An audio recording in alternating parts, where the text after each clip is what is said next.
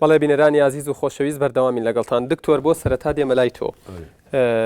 وەڵامی ئەو پرسیارانە بیتەوە کە ئاڕاستت کراون. طبعا سوپاسی دەکەم من ئەوم کرد کە دەبی لە حەل بگەڕێن ئەو تۆپەکەی هێشتەوە ناو یاریگای من سوپاسی دەکەم و شتێکی زۆر تەبیعیە. بەڕاستی ئەمە دەبی خۆمان بە وەکو دەلێ زانایانە باسی مۆزوعەکە بکەین بڕێک دوورکەوینەوە دیسان لە ئەوەی جوانی بی سیاسی زیاتر بینە سەر جوانی کارجێڕی و ئیداری ئەوڕۆ هەر ئیدارەیەکی باش تەوەقوعی ئەنجامدانی کاری باشی لێ دەکرێت. هەر ئیدارەیەکی کە ناڕێک بی پاشکەوتوو بی لەسەر سیستەمی نوێ دانەندرابی لەسەر سیستەمی زانیاری دانەندرابی ئەنجامی خراپی لێ دەکەوی. زۆر جار ئێمە شت تەفسیری سیاسی بۆ دەکەین یان تەفسیری گەندەلی لێ دەکەین ئەمە زۆر جار درێم هەیە گەندەلێک ئەم ئیدارەی هەرێمی کوردستان ئەو ئیدارەی کوردستان ئیدارەیەکی پاشکەوتووە بە سەراحەت ئەمە بە پاشکردن نە ئاماری هەیە نە پلانی هەیە نە سیستەمی هەیە نە جۆب دیسکریپشنی هەیە نە وەسوی وەزائیفی هەیە لەبەر هەندێک کارەکان بە ڕەمەچی دەکرێت بە دواتچوونەوە نییە پلانیک وەزارەتێک و بە دواتچوونەوەی لەسەر بکرێت هەڵسەنگاندنی لەسەر بکرێت بە پێ ئەوەی ئەو وەزیرە تەخیم بکرێ یان لی داوا بکرێت خۆی چا بکە ئەمە هەتا ئیدارەمان چانەکەین کە دەڵێم مەجال نیە ئێستا تەمەن دوو دقە دایتە من بڵێم ئیدارەی باش چییە ئیدارەی پاس کە پاکەیجەکی تەواوە لە سیستەمە لە هیرارچیە لە تعلیمات و پابندبوون ئەتوزانانی ئەو لە کوردستان وەزعی داری زۆر خراپ دەچی سنفیسەی متەوەستەیە دەڵێ بڕۆ ئیشێ بکە دەڵێ ناکەم تێدەگەی چکولۆ منەت پێ نەتانی وەسفی فەس دەکەی نەتەتانی لای دەی پشتیشی بە قووەتە جیهەتی تر دامی دەکاتن ئیدارەکەمان لە وەزعی زۆر خراپ دەچی ئەمە دەبی بیدارەی دووبارە بنیان نان بکەینەوە هەردام و دەستگای هەر شتێک لەسەر سیستەمی نوێ و حەزم لە هێزارەکە کاک علی شتێکی بکە ئیدارەی باش دەبی چبی ئەمە هەر باز لە نازانیبی ئەوە وەختی ڕاحێکە ئیدارەی باز دەبی چبی ینی ئەگە ئیدارەکەمان چاکەین زۆر مەشاکیلمان کەم دەبیتەوە هەندە کێشە زەمەعبێنمان نابی یەکتری ئیتیهامکەین یعنی معمەلێک تەکنۆلۆژیای کۆنی هەیە تەوەقع دەکەی بەرهەمی باش بین تەکایە ناین تەکایە لەبەر هەندێ ئەمە ئیدارەی کوردستان و حکوومەتی هەرێم اعتیبار دەکەم وەکو معمەلێکە بە تەکنۆلۆژیای باشی بینن زانستی باشی بین ناوێ لۆی بتانین بەرهەمی باز بینی یەک سوالیش بەنسبەت مامۆستاکە ئەویش تەوزیهی منی کرد بەنسبەت کە بەڕێز سەرۆکی هەرێم داوای سربەخۆیی دەکا و ئەمەش پابندین بە داهاتەکەی بەغدا و چۆن دەتانی ئەوەلان ئەمن گومانم هەیە کە جێمێنە بۆ سەرۆکی هەرێم گوتیبی ئەمە دەمانەوێت ئێعلانی سربەخۆیی بکەیت ڕۆژێک گوتی بەس کورد مافیتی زۆر زار دەڵێت کە مافیتی داوا بکە وە کوردیش ئەگەر هەر غەدری لێ بکرێت چەمسێتەوە بچینە ڕۆژێک دێ کورد ئەوەی دەکا بەڵام لەگە تووشم هیچ وەختە ئەتو ناتانی نەکەر ناتوانانی سربەخۆیی داوا بکەیت ئەگە ئابوووریەکی باش نەدانە مەزرێنی سەرچاوەکانی کوردستان پەرەی پێ نەدەی و پابندبوونت بە داهاتی نەوت کەم نەکەیەوە هەردەم ئەمە زیهاتی تر نەکەر بەغدا لایەنی تریش دائیمەن مەحاولەتەکە بمان سەرسێنتەوە ئیستیغلالیشمان. سپاس دکتۆریان کاگالی دێمە لای تۆ گەرە و وەڵامی و پرسیارانە بیتەوە. ڕاستی من کا بەڵام ئەگەر هەر بە کورتی وەڵامیان بم سەبات بۆی کادر و حیزب و ڕێکخراوەکان ئەوە شتێکی زۆر بەڵگە نەویسەوە بەڵگەشەیە گەر پێویست من یەک نمونەوە بۆ باسکەم شتێکەیە لە وەزارەتی دارایی بەڕێوەبەرایەتیە کە پێوتێ بەڕێوەبەرایەتی ڕێکخراوەکان نزیکەی 17,000 کادری حیزبی بەبێ ئەوەی دەوامکەن لەوێن وەها ئەچوە سەر ئەوەش دەسەڵات و معارزە سەبات بۆی نزیکەی 64,000 کەس بە پلەی سەربازی جۆرا جۆرین کراون زۆر جاوە ڕوبەڕووی ئێمە کرێتەوە وەکو گۆڕان ئەو تێی خۆشتاینتیا لە 64,000 کەس نزیکەی 200 کەسی هی گۆڕانە ئەوانەی گۆڕانن لەبەر گۆڕان نەکران واتە لە زمانی ئەو زەمانە نەکراون بە نووساوی گۆڕان بوون ئەمانە پێشبەرگەی ئەمانە ئەتوای ناوێکی یەک گۆڕانم بیتێ ناوی هەزارێکێتی بەلیستە کاکە من بە ناوی بزوتنەوەی گۆڕانەوە فەرموناوی هەرکیە بڵێ کە تاسە بە وەرەقەی بزوتنەوەی گۆڕان کرابێت و ناشکا ئەوانەی گۆڕاویشکەکراون ئەمانە پێشمەرگەی کۆن بوون لەسەر ئەساسی پێشمەرگایەتیان کراون بەڵام بەر لەوەی گۆڕان لەو پۆستیان هەبووە بەڵێ پێشمەرگەی کۆن بوون بەو سیفەتە کراون بەڵام مەسئول کۆمیتە بە پلەیەک کارگێر کۆمیتەی ئێستا بە پلەیەک ئەگەر ئەندام مەکتەب بوو بێت پلەیەکی تریشی بۆ ئیزافە کراوە کادری کۆمپانیای حزبی هەن باشە مەسەن ژمێریارەکان یعنی ئەمە شتێکی حاشا بۆن لە 63,000 کەس من پێ دەڵێم ئەوانەی گۆڕان پێشمەرگە بوون لەسەر سیفەتی پێشمەرگایەتی کراون بەڵام ئەگەر هاتوو یەکێتی و پارتی هەموو ئەم کارە ناسییان هەڵۆشاندەوە باوانەیە مەشەڵەشێن ئەمە لە ینی پێتەڵێم لە 63000 کەس 200 کەسەکەش لە زەمانێکی یەکێتیا بوون کە لەسەر ئەساسی پێشمەرگایەتی کۆن کراون کە ئێستا مەسەن ڕەنگە هەتوانە کارکردنیشیان بەڵام خەڵکەیە مەسەن نواڵی هەفتاوەشتە کە کراوە ئەمە جگەلەوەی هەمووی پرۆسەکە ناقانونی وەک پرۆسەوەرگری چکە یەک لە ساحوتی موچەی خاننشینینە داوا 2 ساڵی خدمەی نیە هەمووی ناقانونیە بەڵام ئەوەی پێشمەرگاتیەوە بابەت پرسیارەکانی چارەسەرەکانی کێشەی بودجە ڕاست ئێمە زۆر جار ڕخنێگرین بەڵام زۆر بەوردی لە ئێسە و لە ڕابردواتان لەسەر بودجەی ئەمساڵ ئێمە لێکۆڵینەوەیکی زۆر فراوانمان حازر کرد کە نزیکەی 1500 بەڵگەنامەمان تیا بەکارهێنا کورتمان کردووە لە 76 لاپەڕا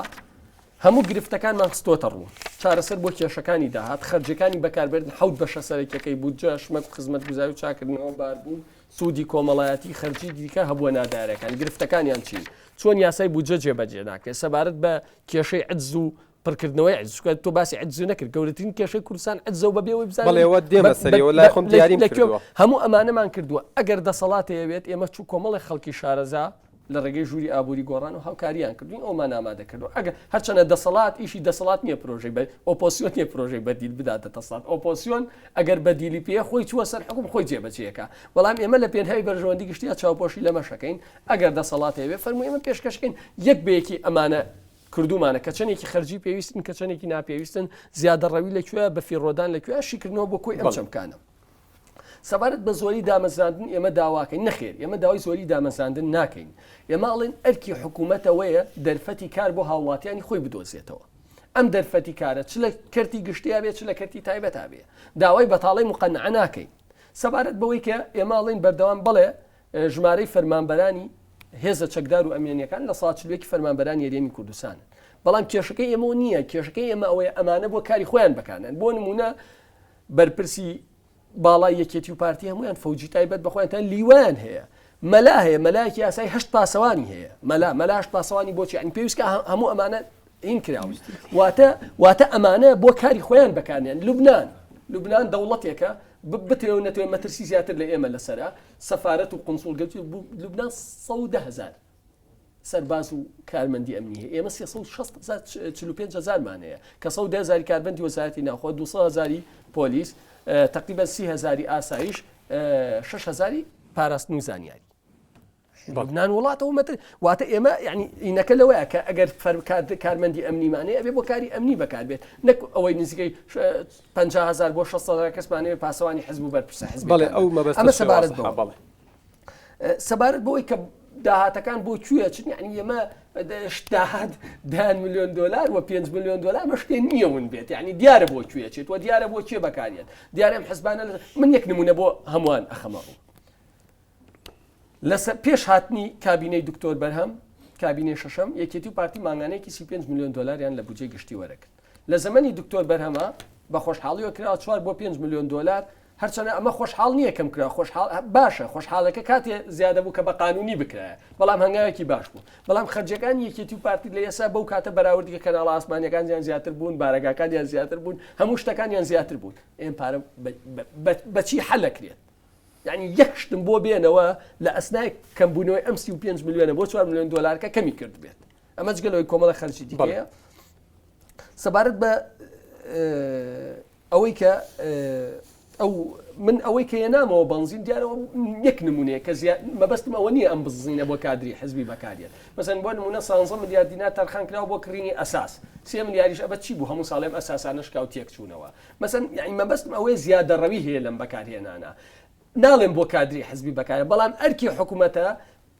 بنەمایەکێ بێ پرانسیپێکیت ئۆتۆمبیلی حکوومەت تەنیا بۆ کاری حکوومەت بەکارێت ئەو کەسەی کە ئەم کارەیەکە گۆڕانەیەکێتیە پارتیە هاوڵاتیکیان زیاد نابێ بیکات ینی ئەوە نمونەیەک بۆ گینا بینە سەر ئەوەی نمونونەکان بێنینەوە بە فیڕۆدانەکان لە کوێن پەنج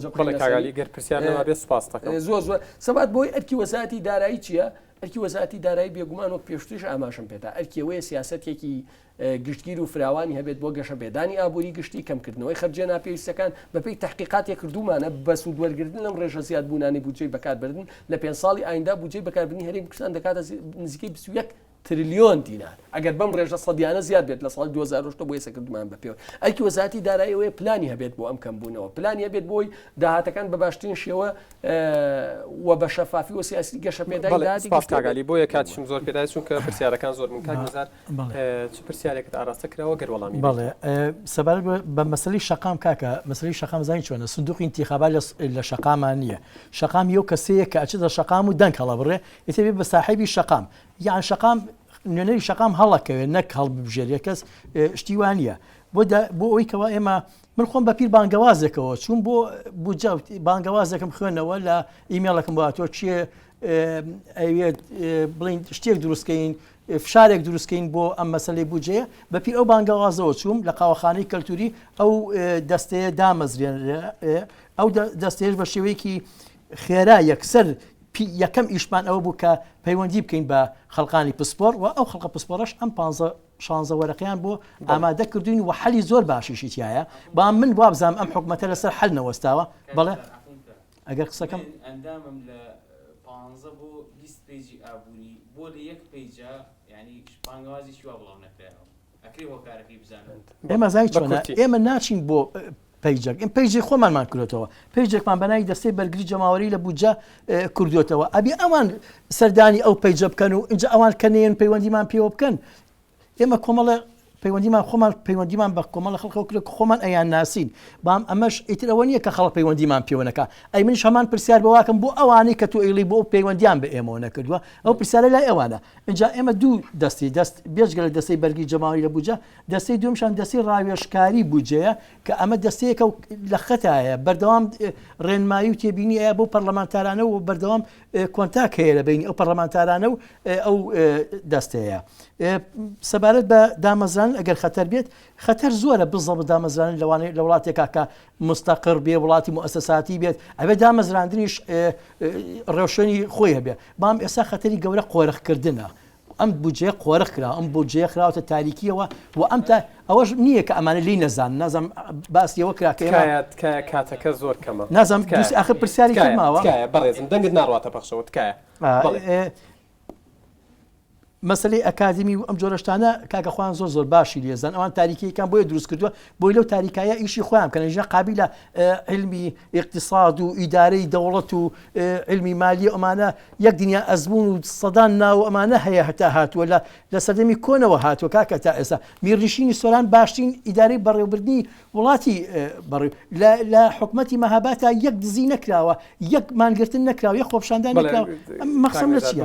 پرسیارێکی تریش لە سەبارەت ئەو برادێرەش باسی نمونەی مالیزیا و تورکیاوانی کرد یان من پێم وایە لە دیکتاتۆریەتە بازار دروست نابێ بازار ئەبێ بازار دروست بێت اینجا بۆ ژوازیێت و ئەم جۆرەشتانە دروست دەبێت ئەبێ بازار کراوە بێت لە زانایەکی ئابووری ناسی گەورەوەی کە مارکس احتیمالی خۆ سەر هینەکانی ناوەکەی بیرشێتەوە ئەوە ئەڵێ بۆچی وڵاتێک دواکەوتووە وڵاتێک پێشکەوتووە ئەڵێ لەبەرەوەی ئەو وڵاتی کە پێشکەوتووە بازاری ئازاد کردووە یان وڵاتی مەبەستەکەت گەشتێنێتەوە من دوو پرسیار لەگەڵ لە کاکسەدیقی هۆکاری دانانی بوجلایەوە وەزارەتی دارایی بەم شێوەیەکی ئێستا هاتووە نەشارەزا و پسپۆریە یا کادری یا حزبە سیاسەکان دایانن و پێیمە بە خاڵی یەکەم خاڵی ئەساسی خەلەل لە دانانی بودجە وەزارەتی دارایی بەرپرسە بە دەرەجەی یەک بە دەرەجەی دوو وەزارەتی پلان دانان بەرپرسە لێی یعنی بێت ئەگەر حزب هەبێت لە پشتەوە بێ و مۆزوعێکی ترە بەڵام تۆ ئاوێنەی وازەحەکەی بەرامبەر ئەوەی کە بەرپرسە لە دانانی ئەوەی لە بەیانی کە بەیانی ئەگەر ڕوبەڕووی هەر کێشەیەک بێتەوە وەزارەتی دارایی بەرپرسە لێی خۆزگە وەزارەتی دارایی خۆی لێرە بێ جوابێ وباتم پێشتریش وتم کێشەی گەورەی بودجە هەرێمی کوردستان ئەوەیە بەعقڵەتی حسابات و بەعقڵەتی هەندەسە دایانرێت یعنی ئەمە کێشە گەورەکێتی بەڵێ نەشارەزایە لەگەڵ ئەوەشە بەداخەوە لە بودجە من نازانم ئەم ڕایۆژکاری داراوی ئابووری هەرێمی کوردستان لە کوێن لە 6 مانگەکەمە ملیارێک و 212 میلیۆن دلار دیناریان بۆ دانراوە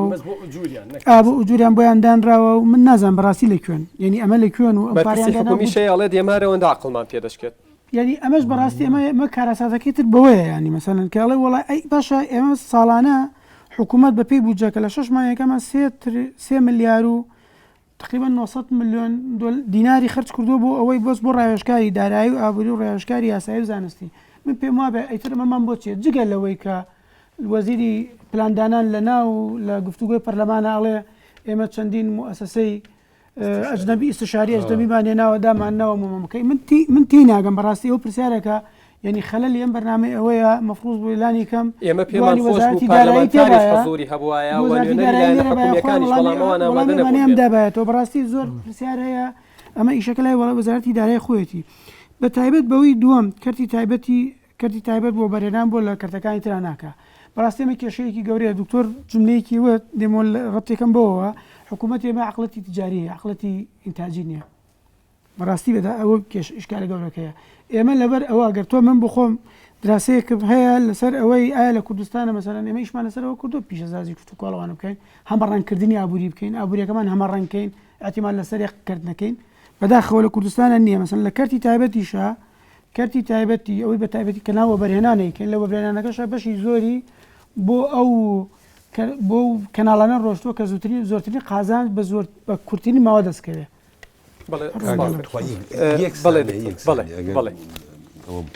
حقیقت ئەو قسانە هەمووی حلەکەی لە نەبوونی ڕێخستنەکی باشە شۆمپیتەر گوتیتی هەموو ئابووری ناسەکان دێناسیت فاکتەرێکی نوێی هینالۆبیری ئابووری لە کلاسیکی بەرەو پێش بێت بایەخی بە ڕێخستندا لە کوردستان ڕێخستنمان نییە چ لە ئاستی ئەنجومەنی وەزیران چ لە ئاستی وەزاراتەکان چ مدیریاتی عامەکەی پێویستیمان بە ئیدارە و تەنزیمێکی باشە بە ئەو هەموو پێویستەکان جێبەجێ دەکا و بەرەو باشەشمان دەبڕە ینی شتەکە عەمدی نییە زۆر جار لە بەرەوەی فەوزایە ئیدارەی باش دکتۆر ینی کە داها دیار نەبێت بخرێتە خزمەتی حزبەوە ئەمە عەمدی ئەگەر تەنزیم هەبی ئیدارە باشە بی مەجالی عقڵمان پێش کێ ئیداری باش هەرەوەندە عقڵمان پێشێ بە چۆڵی کا بۆ یەکێک زیاتر عقلی پێ بشکێت بڕی کورتێنان لە بودجەی ئەم ساڵە 2 تریلیۆن و 44 ملیار و 847 میلیۆن دینارە خۆزگەوە نەبووە ئەوەندەی ئەوەی باس کراوە حکوومەتی هەرێم چ ڕێگایەکی هەیە بۆ پڕکردنەوەی ئەم قەرزەکە کورتێنان عجز قەرزە لەسەر بودجە بەچی حەلیەکان ئەمە ئەواگەێنێکە ئەمە عجزێکی نێگەتیڤ و سلبیە جارە بڕی کورت لێ هێنانەکە 2 تریلیۆن و 44 ملیار ئەمە ئاشکرا بەڵام سولفەی عقار سولفەی زەواج بانکی کشتتوکاڵ پیشەسازی ئەمانە لە ناو بودجە تەرخانکراویان نییە ئەمان تەرخانکراویان نییە بەڵام پارەیان درێواتە کۆی ئەو پارانەی کە بە ئەدرێت بە سولفەی عقار بە بانکی کشتتوکاڵ پیشەسازی سولفەی جوات بە عجزە ڕوا لەسەر بودجە بە کورتێنانە ڕوا لەسەر بودجە دواتر بۆ پڕکردنەوەی ئەم کورتێنانە ئەزمموی ساڵانی ڕابردوومانێ چیان کردووە پەنیان بۆ خەرجنەکردنی پارەی پرۆژەکانی وەبەرهێنان بردووە بەڵگەمان چییە ساڵی 2010 تریلیۆن 650 میلیار دیناری پرۆژەکانی بواری وەبەرهێنان کە لە 149.5 کۆی پارەی پرۆژەکانی وەبەرهێنانکە بۆ پرۆژە خەرج نەکراوە ساڵی 2011 لە 147 کۆی پارەی پرۆژەکانی وەبەرهێنان کە 2 تریلیۆن و 209 میلیار دینارەکە بۆ پرۆژە خەرج نەکراوە بەکارهێنن بۆ پڕکردنەوەی کورتێنانەکان زیادە ڕەوەکانی بواری بەکاربردن حکومەت دوو پلانی هەیە دوو پلان هەیە بۆ پڕکردنەوەی ئەم کورتێنانە پلانی یەکەمی ئەوەی هەیەڵێ ئەگەر لە عێراق بودجەی تەواوکاری هەبێت لە سا هەفتەی ئەم بودجەی تەواوکاریە بێ بۆ هەرێمی کوردستان بکەین بەڵام لە عێراقا ئەستەمە ئەمساڵ بودجەی تەواوکاری هەبێت بۆ عێراق بودجەی عێراق بە شێوەیە کسێکی پشتی بە هەناردەکردنی نەوت بەستووە ڕاستە نەوت بە 85 دلار دانراوە بۆ هەر بەرمیلێک بەڵام مشکلەی تر چییە ئێسش 110 دلار لەم دوایە دابەسی بۆ نزیکەی 105 دلار نەگەشتووەتە ئەو بڕێی ڕۆژانە عێراق پێویستە 2 ملیۆن و 600 هزار بەرمیل نەوت هەناردە بکات نەگەشتووەتە ئەو بڕە تاوەکو ئێسا تەنانەت وەکو بڕەپارەش لە پێنجمان یەکەمە 39 میلیار دینار بوو میلیارد دلار بوو کە دەبوو بۆ پڕکردنەوەی پێداویستیەکانی بودجە 42 میلیارد دلار بوو 39 میلیارد تا لێشتە دوو بودجێ عێراق خۆی بە بڕی 14 تریلیۆن زیاتر لە 14 تریلیۆن دینار کورتێنانی هەیە ئەمە جگەلەوەی کۆمەڵە خەرجیش دیاری کراوە کە تەرخانکراوی نییە واتە ئەگەر داهاتی نەوت زیاد بوو یەکەم جارە بێ ئەم 14 تریلیۆنە پڕکەینەوە پاشان ئەو خەرجیانەی پاریان بۆ تەرخانکراوە ئەوانیش دانین ئەگەر لەوە زیاد بوو لە ساڵ 25 دابش کرێ بەسەر هاوڵاتیانی عێراقا ئەگەر لەوەش زیاد بوو ئەو جا لە ساڵ ئەمە دووەمیان ئەفو دووەمیان تەرخانکراوە بۆ هێزی پێشمەرگە ئەڵێ ئەگەر پارەی هێزی پێشمەرگات لە 2010 بەرپی یاسای بودجێ عێراقی ئەمە پێویستە بێ و نهاتوە چکە لە مادەی ئەم ساڵە هاتووە ئەڵێکی نەسڵ ئەڵێ حکوومەتی عێراقی پێداویستەکانی هێزی پێشمەرگە دیاریکە بەمەرجێک ئەو مەرجە زۆر منتە لەگەڵ دەستوری عێراقا بگونجێت ئەمانڵەن لەگەڵ دەستوری عێراقا ناگونجێت چکە چەکداری حزبی هەیە لە هەریەمی کورد ینی کۆمەڵی مبەررات بەداخەوە بەشی ئێمە خۆمان داومان دەچێت بۆیە زۆر ئەستە مەم کورتێنانە پڕ بکرێتەوە ئەگەر ئەزمموی ساڵانی ڕابردوو بکەین بۆ پڕکردنی کورتێنان کاران بۆ پرۆژەکانی وەبەرێنان کە ئەمە ئابووری زۆر زۆر بە کورتی منە میشاڵێم حەزیشم لەو چرکە شتنیە بەڵام لە سی چرکەیە پێم بڵێ چی بکرێت باشە زۆر من پێویستە لیژنەیەکی لێکۆڵینەوە پێک بێنێت لە زووترین کاتای چەبێت دیوانی چاودێری دارایی پێک بێنێت ئەم دیوانە دیوانێکی نیشتیمانی بێت لێکۆڵینەوە لە داهات کات زیادە ڕێ و بەفی ڕۆدانەکان و گەندەڵەکان لە بواری بودجەی بەکاردنا بەگشتی کۆ بکاتەوە لێکۆڵینەوە لە وەزیری دارایی و پلانان بکرێت بە سێ تۆمەت یەکەم جێبەجێ نەکردنی یاسای بودجە کە لە یاسای بودجەی سال ڕابردویان زەمادەیان جێبەجێ نەکردووە دووەم 100 بەڵگەناممان ئاراستەی پەرلەمانتاران کردووە کە زانیاری نادروستیان لەبارەی خەرجی فعلی نەک تەرخانکراوە داواتە پەرلەمانی کوردستان سێەم نزیکەی 10 تریلیۆن دینار لە بینی عێراق و هەریەما تاوەکو ئێستا لە بینی هەریەم و بناوە بە نەزاندراوەوە کێ بەرپرسە لەمە ئەگەر ئەمان نەکرێت ئەستە کاک نزار پرسیارێکمەیە و لە خلالی وەڵامەکەی تعلیقش لە خلالی وەڵامەکەی دو قسەی خۆشت بکە ئەگەر بودجە بەو کلێنانەوە کەەوە تێبنیتانەیە لەسەری تێپەڕێنرێت خۆ پیشاندانەکەن بۆ دو قسەشت بەڵێ خۆپشاندانەکەین وەسا ئێمە لە پرۆسی خۆپشاندانین چکۆ خەریکی تەنسیق و تەنسیقکارین و ئێمە دوای حەدەسیش ناکەین وەڵامێکیش بۆ برادرە ئەگەر بودجە تێپەڕێنری ئێمە دوای تێپەڕاندنی بودجەکەش خۆپشاندانکەین هەر ئەو مانای وە نیە ئێمە دوای حەدەس کەوتین چکۆ حەدەستی زۆر هەتا ئەم دەسەڵاتە خوار بێ سێبەرەکەشی هەر خوارە بێت و ئێمە شەر بەردەوامە بین لە کاری خۆپشاندان مانای ئێمە بەردەوام ئەگەر خۆپشاندان بکەین بۆ هەر شتێک لە هەر کاتێکا لە هەر وەختێکە لە هەر شوێنێکە ئێمە پێش حەدەس کەوتین دواتەشم ئەوەیە ئەو برادرانی کە عقلیان پێ ناشکێت کاکە با چۆڵیکەن بۆ کەسانی کە عقلیان پێشکێت ئەمە یەک دومیشان بە وەزیری پێشمەرگاڵم ئەم جارێکە خەڵک خۆپشاندانی کرد بە ئەسیری حربی مەزانن سێمیشان داوە لەو برادرە حیزبیانە ئەەکەم لە بینا بەرزەکانەوە کە لە بودجەی خەڵک هاتو دەرە دروستراوە تەقە و توندوتیژی بەرامبەر بە و جەماوەرە قۆڕبەسەر و داما و گەنجە مەکەن جایتر ڕێژوان و سورکیە و بیلال و گەرمیان شەهید مەکەن سپاس کاک فەیسەڵ قسەیەک لەسەر ئەدای حکوومەت و پارلەمان بکەیت و دواوتەشت وڵای بێت لەسەر ئەدای پەرلەمان لە پەرلەمانتارێنی بەداخەوە من ئەوەی کە لە هەموو پەرلەمانتارەکەم بە کۆی لیستەکان و فراکسیۆنەکانەوە هەمویان باشی هێنن باشیێن لە ئەخیرا مەسەن لەقەیە لەو قسەکانی خۆیان نتیکێدەنەوە هەمویان دەڵێن بودجەی بەکاربردن کەم بکەینەوە کەمی بکەینەوە وای لێ بکەین وای لێ بکەین لە پڕ دواتر خۆیان دێنەوە وڵا ئەوە دامەزدێنین دەرماڵی فلان ڕێکخراو زیادکەن و بۆ فلان کەس ئەو بفرینەوە ئەفرین وێنی وەک ئەوە بێ ئێستا جارێکی تر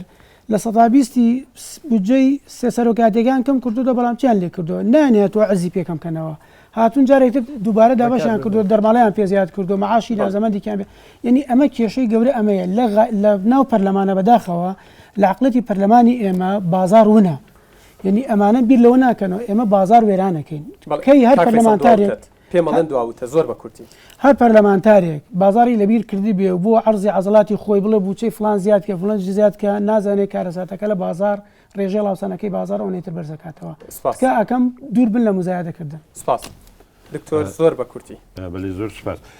حقیقەت سیاسەتی بەرەنگاربوونەوەی کورتی لە بودجە شتێکی نوێ نییە بەس تووشیمە نەبووە ئەوە لە بەرچاومانە ئێستا دەوڵەتنی ناتوانین قرسکەین لە بانکی دەولی ساعدێکی بکەم جارێ قسەکەم نەکرد ئەوچینە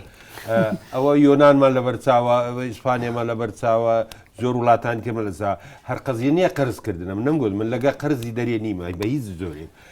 لەگەر ئەوەیمە دووبارە خۆت ڕێخستنەوە بە فیڕۆدان نەهێلی گەندەلی نەهێلی زێدە مەسرەفی نەهێلی